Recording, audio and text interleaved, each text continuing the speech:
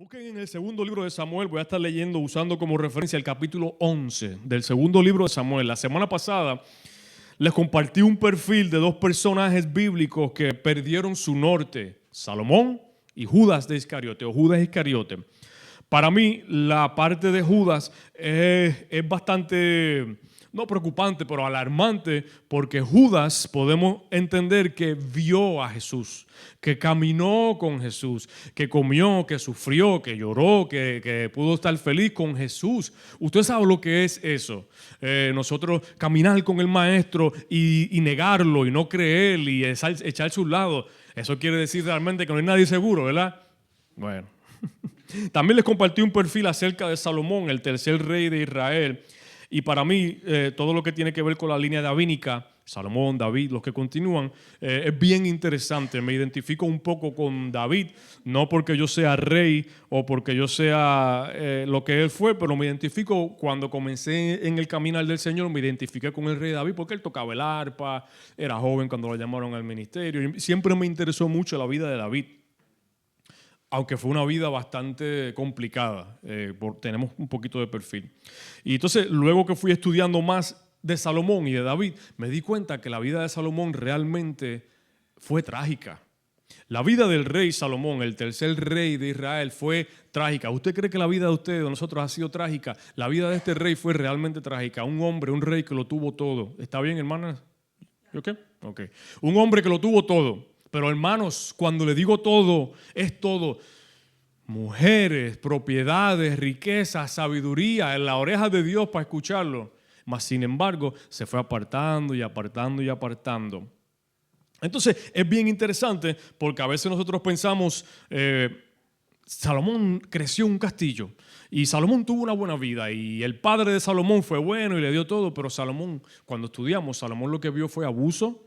Salomón lo que vio fue desesperación, Salomón lo que vio fue robo, religión, pero nunca vio relación. Cuando estudiamos la vida de David y la vida de la mamá de Salomón, que ahora les voy a decir el nombre si no lo saben, lo que vemos es que ese muchacho, quien fue un príncipe, lo que fue abusado toda su vida, pero en el perfil uno dice, pues lo tuvo todo, tuvo que haber tenido una buena vida.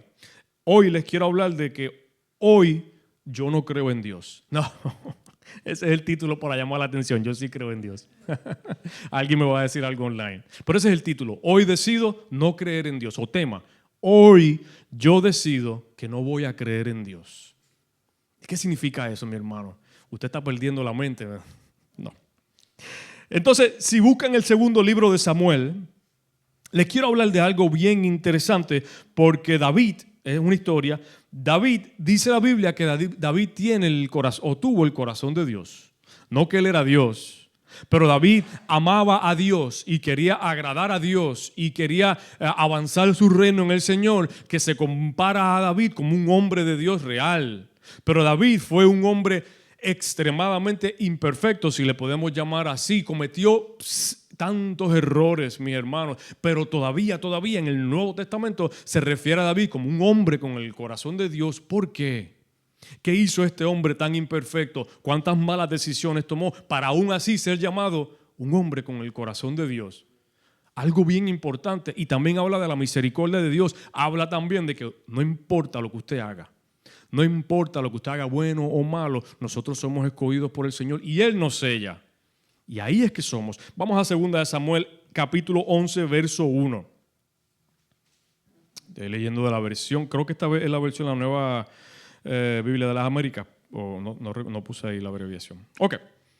2 de Samuel, capítulo 11, verso 1. Aconteció que en la primavera, en el tiempo cuando los reyes salen a la batalla, David envió a Joab y con él a sus siervos y a todo Israel, y destruyeron a los amonitas y sitiaron a Rabá. Pero David permaneció en Jerusalén. Si miramos este principio detenidamente, algo bien importante y lo que declara, en el tiempo cuando los reyes salen con sus ejércitos. David no salió. Error número 1. No es que David hizo la ley o hizo la regla, es que esto estaba establecido ya. Y dice la Biblia que en el tiempo cuando los reyes salen a la batalla, salen a la guerra, el rey no salió. Ya hay un error, ya hay un problema número uno ahí. Es importante porque no es una expresión casual, no es para rellenar la Biblia. En el tiempo en donde los reyes, líderes salen, y esto representa algo importante, práctico militar. Entendemos que en ese tiempo, que no era el invierno, pues las calles estaban más fáciles para mover los ejércitos. Habían unas facilidades, habían unas diferentes cosas, ¿ok?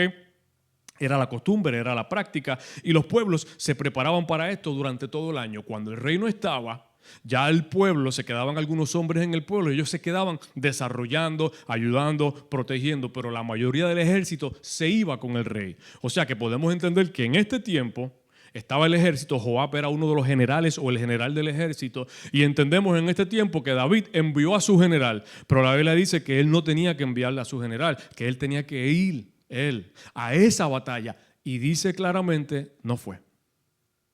Hoy, en ese día, David decidió no creer en Dios.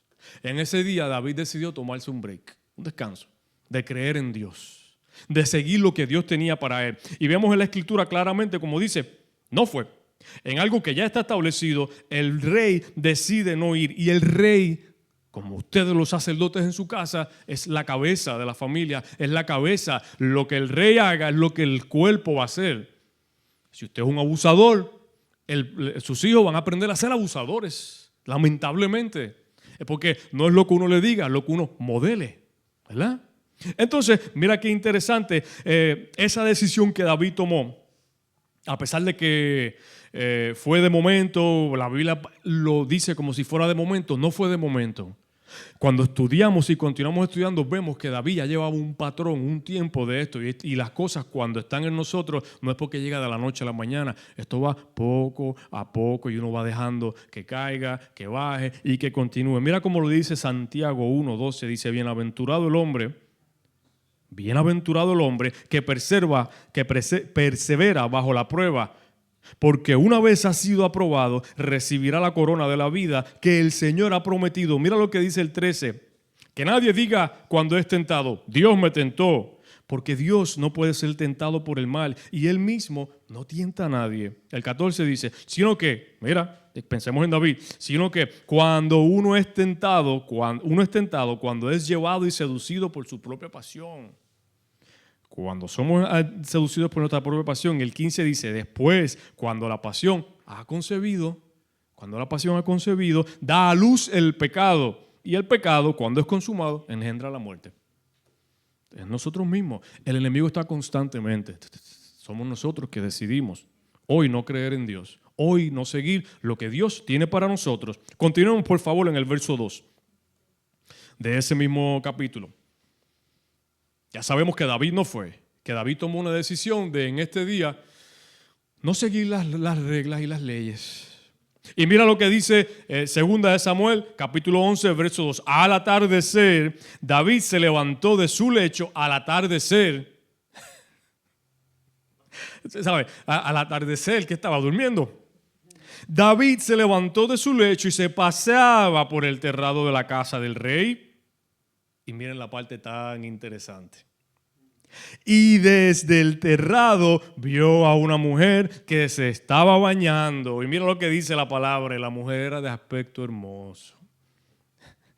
El que no conoce la historia ya más o menos tiene una idea por dónde vamos nosotros, ¿verdad? Ustedes se ríen y hacen, ya uno sabe más o menos por dónde va esto. Hermano, ¿cree usted que realmente es coincidencia todo esto que está pasando ahí? De ninguna manera. El enemigo plantea ciertas cosas porque nos conoce y es individual para usted. Lo que a usted lo hace caer en tentación, tal vez a mí no me hace caer en tentación. Entonces, por eso es que es bien específico y a veces uno dice, pero ¿por qué me sigue pasando esto? Porque el enemigo te conoce y porque hoy decidimos no creer en Dios y decidimos hacer lo que nos dé la gana. Al atardecer se levantaba David. Error número 2. ¿Qué hace David levantándose al atardecer? El día no comienza en la tarde. El día comienza en la mañana, dependiendo del horario que él tuviera. El rey no se supone que estuviera ahí, se supone que estuviera en guerra con su ejército. Y recuerda, hacen hacer dinero, lujuria y el poder. Entonces, al atardecer es muy raro que un líder importante, que un líder que está trabajando, que hace sus quehaceres y está creyendo, se levante al atardecer. El líder se levanta temprano, es el primero que está ahí, es el primero que da cara, es el primero que recibe, que trabaja, que arranca, que continúa. Pero este no es el caso aquí, y mucho menos al atardecer irse a caminar por el balcón de su casa, por la terraza de su casa, a ver qué hay por ahí. Cuando decidimos bajar la guardia, cuando nos tomamos un día libre de hacer las cosas bien delante de Dios, las consecuencias pueden ser desastrosas. Y no necesariamente caer en el error que va a caer David, que vamos a leer, pero otras cosas, la integridad de uno también. Esto es algo personal. Y esto es algo de día a día a día que hay que continuar.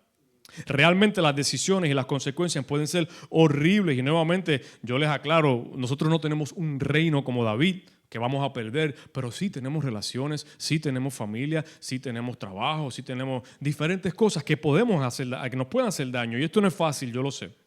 Como les estaba diciendo, esta semana fue una semana difícil y por experiencia propia entiendo y sé que a veces uno quiere cogerse un break. Ay, Dios mío, hoy yo no quiero bregar con esto, hoy yo no quiero lidiar con esto, hoy yo no quiero manejar esto. Es que hoy es el día que hay que hacerlo, el día que no se quiere, porque ese es el día en donde más vulnerables estamos. Entonces, si hoy yo decido, como David, en ese momento andar por mi cuenta, si hoy yo decido, yo no necesito a Dios para que Él me ayude, lo que Él me dijo es opcional, las opciones, lo hago o no lo hago, entonces ese es el momento en donde dice Santiago que comienzo a darle casa, hogar a esos pensamientos que no me hacen bien. Luego de esos pensamientos van al corazón y luego los ponemos en acción. Mirando la escritura en el verso 2, ¿qué hacía una mujer caminando en la tarde, bañándose? Una mujer, ¿qué hace una mujer? ¿Sabe? Si el rey vive ahí y el rey tiene su palacio, tiene que ser la casa más grande, ¿verdad? Tiene que ser la casa más hermosa, más poderosa del área. Si tiene algún vecino, ¿qué hace la mujer vecina? Bañándose al frente de la casa del rey. Eso es otra cuestión del enemigo, otro plante del enemigo, porque él nos conoce. El hombre, la Biblia lo entendemos, que David tenía un problema de lujuria. Entonces, estamos hablando de que, ¿será que la señora no sabía que el rey estaba? ¿Será que la señora de repente dice, todos los hombres están en guerra? Toda la ciudad sabía que David estaba allí. Todos los hombres y todas las mujeres sabían en esa ciudad de David que el rey no había ido a la guerra. Cuando esa mujer sale justo al frente de la casa del rey a bañarse, ¿se bañó con ropa? No creo. Nadie se baña con ropa. Desnuda posiblemente, bañándose al frente de la casa del rey. Ella sabía lo que estaba haciendo posiblemente, ¿verdad? Entonces, para llegar al colmo, el verso dice que la mujer era de aspecto hermoso. ¿Sabe? Es que todo se va alineando ahí para saber, para hacernos caer. Ahora, mira qué interesante. Cuando la Biblia dice que era de aspecto hermoso, la señora tendría que ser realmente hermosa. Pero yo hice una búsqueda. Yo estuve buscando un poquito de esto y hay la palabra que se usa en el original para aspecto hermoso, lo que significa es que era hermosa para mirar. ¿Qué quiere decir eso? Pensemos en eso. Ella no era que era una mujer buena, agradable, es que era linda para mirarla. O sea, que podía que tuviera un cuerpo lindo, pero no era una buena mujer necesariamente. Y podemos entrar en mucho más profundo que esto, pero no es lo mismo decir que la mujer era hermosa para mirar o que era una mujer realmente hermosa, con buen moral, con buen carácter, una buena madre, una buena esposa. No está diciendo eso la Escritura. La Escritura está diciendo que ella era linda para mirarla. Y ella lo sabía. No es lo mismo, hermano. Entonces, eso es lo lindo de poder mirar la Escritura. A mí, cuando estaba mirando eso, me hizo mucho sentido. O sea, el enemigo de H realmente sabe. Hermanos, para mirarla no quiere decir que era una buena persona y ser atractivo físicamente, únicamente en lo físico, no quiere decir que es bueno. Entonces, esta señora tomó esa decisión y da la mala pata. Que ese día que la señora decide bañarse afuera, el rey está caminando por ahí en la tarde. No es coincidencia. Cuando nosotros decidimos, ¿sabes qué? Hoy voy a bajar la guardia. Ese es el día en donde nos dan el uppercut. Ese mismo día. Cuando nosotros decimos, Gacho, yo llevo tanto tiempo en esto, olvídate, déjame cogerme un break. El enemigo está ahí esperando. ¿Quiénes de ustedes boxean? El enemigo está ahí con los guantes ahí esperando. Y el día que usted baja la guardia, el golpe tan grande que le da al enemigo es como que, Dios mío, ¿qué es esto? Cuando usted se da cuenta, usted está en el piso caído. Se puede levantar, nos podemos levantar, pero tiene que dar un chichón en la cara, una marca. Verso 3, David mandó a preguntar acerca de aquella mujer. Ajá, la motora. ¿Quién corre moto aquí? David mandó a preguntar acerca de aquella mujer y alguien le dijo, ¿no es esa Betsabé, hija de Eliam, mujer de Urías elitita? La señora era casada. La señora era casada, Dios mío. ¿Qué hacía esa mujer casada en estos tiempos bañándose ella frente al rey? Exactamente. Entonces el verso 4 dice, David envió un mensajero y la tomaron. Y cuando ella vino, él durmió con ella. Después ella se purificó de su inmundicia y regresó a su casa. Obviamente hay más detalles ahí. La Biblia no puede dar todos los detalles, ¿verdad? Porque no tuviéramos el espacio para llenarlo con historia. Pero ese nombre Betsabé se me hace conocido. ¿Quién conoce ese nombre? Betsabé. Esa es la madre de Salomón, el tercer rey de Israel. Hay una línea, hay un propósito ahí. Claro, entonces cuando miramos esto, pero más que el nombre nos está diciendo, esa no es la esposa de Urías, no es esa Betsabé, la esposa de Urías, la señora era casada. Entonces lo interesante de esto es que hace 3000 años atrás la mujer no era tan respetada como lo es hoy. Esa mujer se estaba arriesgando y lo que estaba haciendo, lo estaba haciendo a propósito. Ella quería llamar la atención del rey, tenía que ser. Cuando nosotros miramos eso, una mujer que respeta a su esposo no hace eso, y mucho menos al rey, y mucho menos en esos tiempos. Eso es otra historia. Entonces nosotros, Satanás nos conoce, y digo Satanás porque la Biblia lo recuerda. Por favor, recuerden esto, Satanás nos conoce, y si ya le dijeron a David que la señora era casada, ¿por qué la mandó a llamar? Porque en ese día él decidió no creer en Dios. Porque ese día él decidió bajar la guardia. Porque ese día él dijo, hoy nos vamos por la free, como dicen los puertorriqueños, por la libre. Hoy nos vamos por la libre y el miedo lo dejamos en la gaveta, dicen los boricuas. ¿Qué miedo? Lo que sea lo vamos a dejar ahí guardado y nos vamos nosotros free. Y ahí es cuando el enemigo hace, perfecto, así es que te quería. Mira qué interesante, ese hombre... cuando nosotros decidimos, cuando nosotros tomamos la decisión de hacer eso, ese hombre o esa mujer interior, esa mujer o ese hombre espiritual está en un momento vulnerable extremo. No queremos escuchar, no queremos servir, no queremos seguir, ya yo sé, no te preocupes, ya yo analicé. Entonces, bien importante en este día, aunque David no dijo con sus labios, no creo en Dios, lo dijo con sus acciones. Lo dijo con sus acciones, no lo vamos a decir verbalmente, tal vez no lo vamos a pensar, pero nuestras decisiones lo señalan. Vamos a seguir avanzando, que tengo un poquito de tiempo, denme unos minutitos. El verso dice que David no solo vio, David no solo deseó, dice que David actuó. Yo recuerdo, cuando yo era niño, un señor, yo no sé si era tío mío o tío amigo del tío mío, pero a mí me dijeron que era mi tío, y él me dijo, Joe, el problema no es mirar, el problema es actuar. Tú puedes mirar todo lo que tú quieras. Yo tendría como 10 años, 11 años. Eso es lo que le enseñan a uno, ¿verdad? El problema no es mirar, el problema es actuar. Y él estaba mirando a una vecina. Yo recuerdo claramente, tenía una bebida en su mano, no sé si era Coca-Cola o tenía ron. No sé lo que era, porque era algún tipo de fiesta. Y él tenía un pelito largo, era calvo aquí. Me decía, Joe, el problema no es mirar, recuérdalo. El problema es actuar. No, el problema es mirar también. Porque lo que entra por los ojos de uno va al corazón y eso es lo que uno actúa. Aquí todo se complica, mis hermanos, avanzando un poquito la historia. Todo se complica y yo quisiera que no fuera así de complicado para nosotros también, pero lo es así.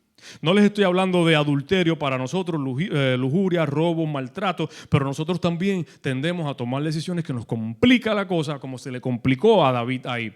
Pongamos esto en autoinspección. Nuestra relación con Dios. ¿Hacemos lo que está bien o hacemos lo que no está bien y sabemos lo que estamos haciendo? ¿Sabía David que estaba haciendo algo mal? 100%. 100%. Pero esa mañana él se levantó, o esa tarde, porque se levantó de tarde, él se levantó listo ya con una decisión hecha. No había nadie que le hiciera cambiar de opinión. Ni sus generales, ni sus tantas esposas, ni sus hijos. Esa mañana se levantó y dijo, lo que me dé la gana. Yo voy.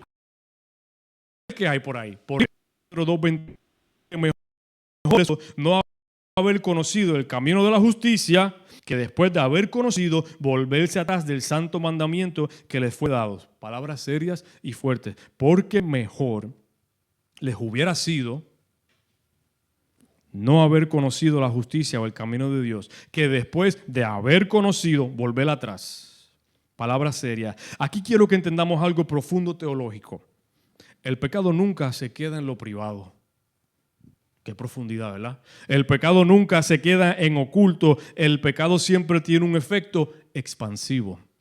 No importa si es 12 meses, 12 minutos o 12 años, el pecado se revela y sale. Y se entera. Y no estoy hablando de las golosinas o los dulces que usted se robó cuando tenía 6 años, allá en la tiendita de la esquina. Eso tiene unas consecuencias. Claro, estoy hablando de otras cosas más serias, decisiones, actuaciones. El pecado no se queda en secreto, mi hermano, especialmente cuando el Señor nos ha redimido. Dios mío, ahora estamos todos pensando en esos pecados. No.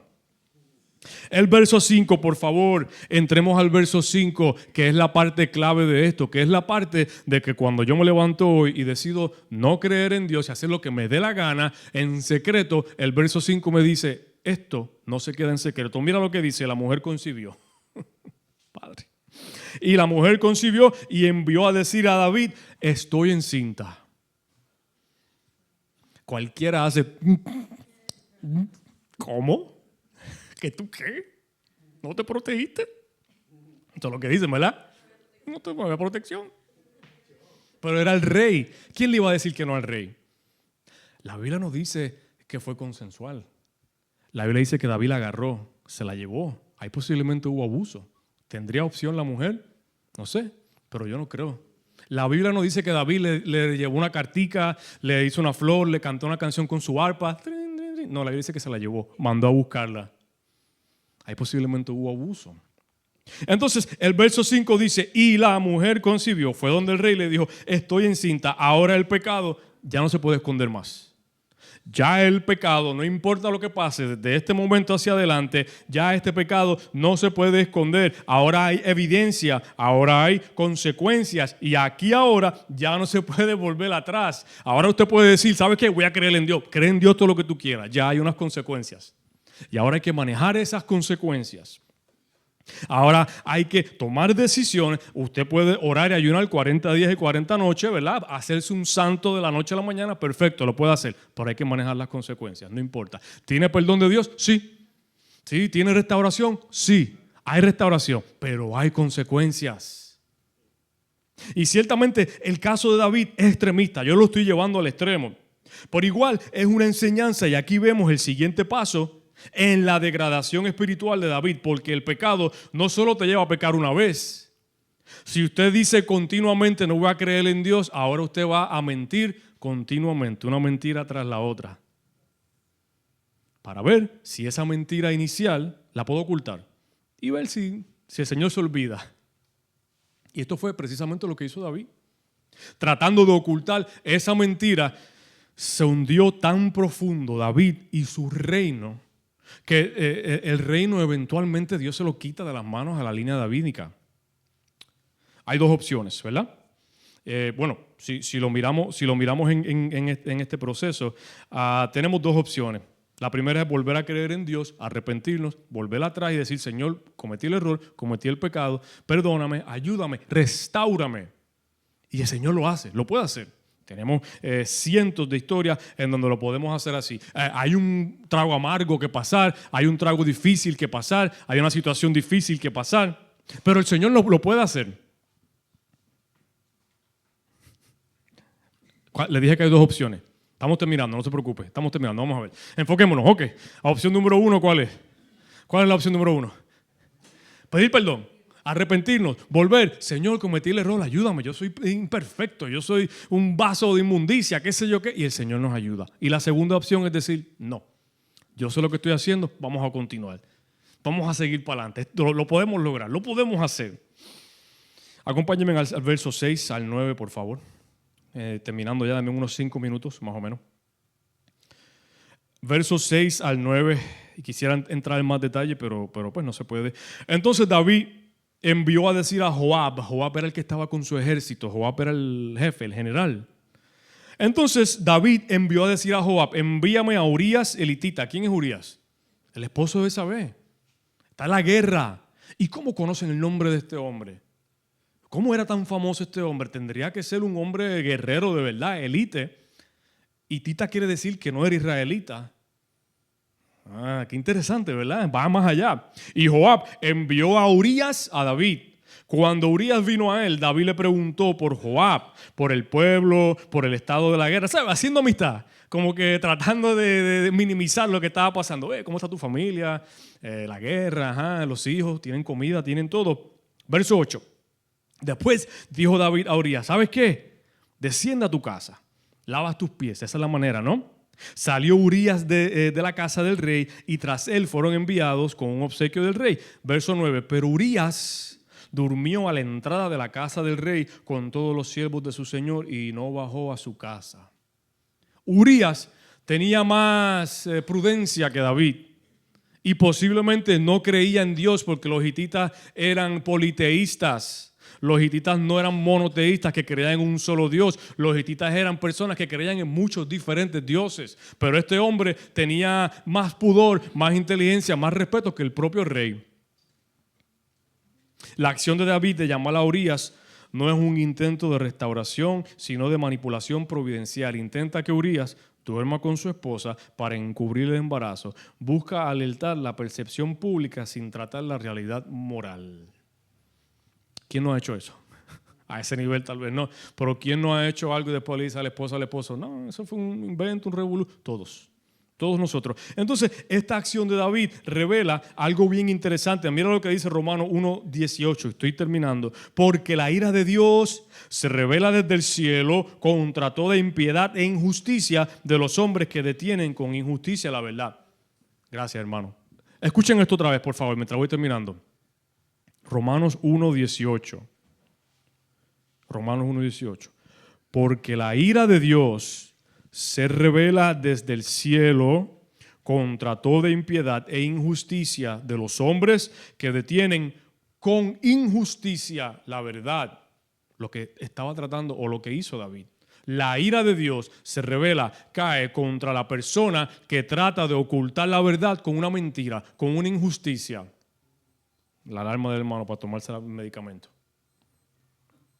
Hermano, Dios conocía la ley, David conocía la ley, David conocía todo lo que estaba pasando. David no era un neófito, David no era un principiante en la fe. David escribía salmos, David era un líder espiritual para su gente también y decidió en ese día, por cualquier razón, no creer, no seguir. Urías mostró más integridad que David y no conocía al Dios creador que David conocía. A veces dicen, la gente en la iglesia son más malos que yo no sé qué. Ok, a veces uno conoce, a veces uno no conoce, pero David conocía, David sabía. El día libre que David se tomó, o la temporada libre que David se tomó, le costó mucho, mucho más de lo que usted y yo quisiéramos pagar. Como ya les he mencionado en el pasado, le costó su familia, su reinado, y todo esto fue muy turbulento. Eventualmente, basado a esto, ese hijo que tuvieron murió, falleció. Después nació Salomón, pero ese hijo murió, ese hijo falleció. Eventualmente, diferentes hijos de David entraron en guerra. Uno de sus hijos violó a su propia hermana y el otro hermano que estaba enamorado de esa hermana mató al hermano y ese hermano quiso matar a su padre y David estuvo años huyendo en guerra, preguntándose por qué. Porque nosotros las decisiones que tomamos y el día que decidimos, ¿sabes qué? Yo no voy a seguir esto de la palabra o lo que sea, ahí es donde bajamos la guardia, bajamos lo que el Señor está ayudándonos para sostenernos. Quiero terminar rapidito, les quiero leer esto aquí en 2 Samuel capítulo 12, rapidito, en el capítulo 12, voy a leer del 1 al 4 y termino con esto rápido. Todos nosotros necesitamos a un Natán.